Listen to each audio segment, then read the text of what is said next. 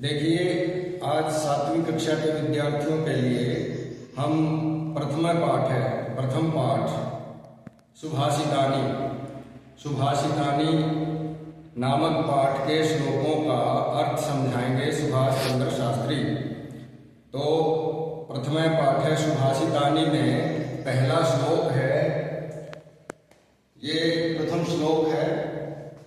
इसका आदर्श वाचन हम करेंगे गा करके, जैसे पृथिव्यां त्रीणि रत्नानि जलम अन्नं सुभाषितं मूढैः पाषाणखण्डेषु रत्नसंज्ञा विधीयते। इस प्रकार से इसका आदर्श वाचन करेंगे। अब इसका अर्थ समझेंगे। पृथिव्यां त्रीणि रत्नानि, पृथ्वी पर 3 रत्न हैं। जलम जल, अन्नम अन्न, सुभाषितम मधुर वचन, सुंदर वचन। मूढ़ै पाषाण खंडेषु, मूर्ख लोग पत्थर के टुकड़ों को, पाषाण खंडेषु का अर्थ है पत्थर के टुकड़ों में, रत्न संज्ञा विधीयते, रत्नों की संज्ञा देते हैं। जैसे कोई नीलम को, पुखराज को पत्थर के ये तरह तरह के उंगलियों में पहनते हैं जड़वा करके, तो यहाँ इस श्लोक में कहा गया कि वास्तव में रत्न तो जल, अन्न और मधुर वचन है, सुंदर वचन है। पृथ्वी पर 3 रत्न है, जल, अन्न और सुंदर वचन। मूर्ख लोग पत्थर के टुकड़ों को रत्नों की संज्ञा देते हैं। ये इस श्लोक का अर्थ है। आशा है आपको समझ में आ गया होगा। दूसरे श्लोक का उच्चारण देखिए। सत्येन धार्यते पृथ्वी, सत्येन तपते रवि, सत्येन वाति वायुश्च, सर्वं सत्ये प्रतिष्ठितम्। इस श्लोक का अर्थ है सत्येन धार्यते पृथ्वी, सत्य के द्वारा ही पृथ्वी धारण की जाती है। सत्येन तपते रवि, और सूर्य सत्य के द्वारा ही तपता है। सत्येन वाति वायुश्च, सत्य से ही वायु बहती है। और सर्वं सत्ये प्रतिष्ठितम्, ये सब कुछ सत्य पर ही टिका हुआ है, सत्य में ही प्रतिष्ठित है, सत्य पर ही आधारित है। ये प्रतिष्ठितम के अर्थ है स्थित रहना, प्रतिष्ठित होना, टिकना, ये सब सत्य के अर्थ, प्रतिष्ठितम के अर्थ हैं। तो सब कुछ सत्य पर टिका हुआ है या सत्य में स्थित है। तीसरे श्लोक का उच्चारण देखिए। दाने तपसि शौर्ये च विज्ञाने विनये नये, विस्मयो नहीं कर्तव्यो बहुरत्ना वसुंधरा।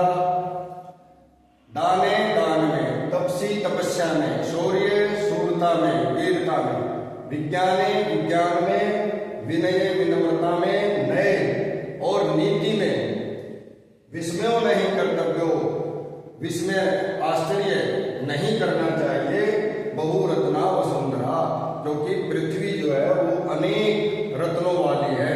यानी कहने का भाव यह है कि हर दृष्टि से दान में, तप में, पराक्रम में, विज्ञान में, विनम्रता में और नीति में एक से एक बढ़कर प्रतिभा इस संसार में विद्यमान है। एक से बढ़कर एक दानी है, एक से बढ़कर एक राजनीतिज्ञ है, एक से बढ़कर एक शूरवीर है। तो इसमें किसी प्रकार का कोई आश्चर्य नहीं करना चाहिए। ये श्लोक का अर्थ है। चौथे श्लोक को देखिए। सद्भिरेव सहासी, सद्भि का मतलब सद्भिरेव सहासी, सद्भि कुर्वीत संगतिम, सद्भिर्विवादं मैत्री च ना सद्भि किंचिदाचरेत्। इसमें ये कहा गया है सद्भिरेव सहासी। सद्भि का मतलब सज्जनों के, सह मेरे साथ, आसीन मेरे बैठना चाहिए, सज्जनों के साथ ही बैठना चाहिए। सद्भि कुर्वीत संगति, और सज्जनों के साथ ही संगति करनी चाहिए। सद्भिर्विवादं मैत्री च, सज्जनों के साथ ही झगड़ा करे और सज्जनों के साथ ही मित्रता करे। ना सद्भि किंचिदाचरेत्, असज्जनों के साथ यानी दुष्टों के साथ किसी भी तरह का आचरण न करे। दुष्टों के साथ कैसा ही बर्ताव न करे, क्योंकि दुष्ट के साथ मित्रता भी दुखदायी रहेगी और शत्रुता तो दुखदायी रहेगी ही।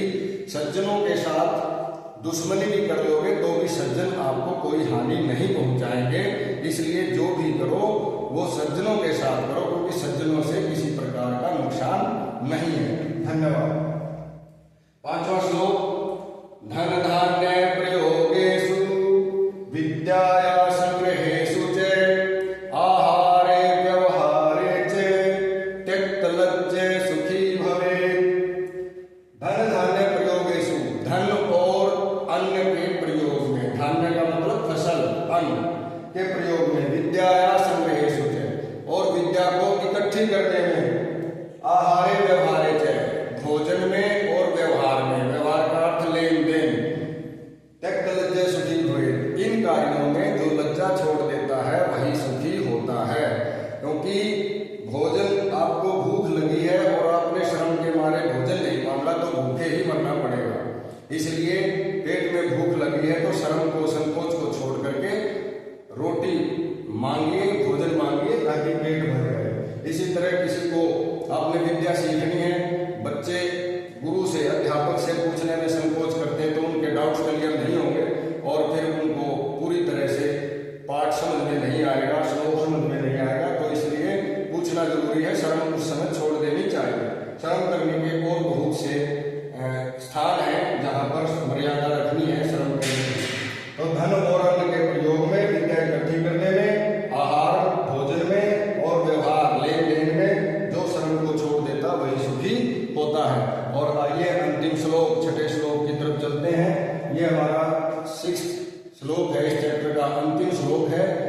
क्षमावसी कृतिर्लोके क्षमया किं न साध्यते शांति खड्ग करे यस्य किं करिष्यति दुर्जन।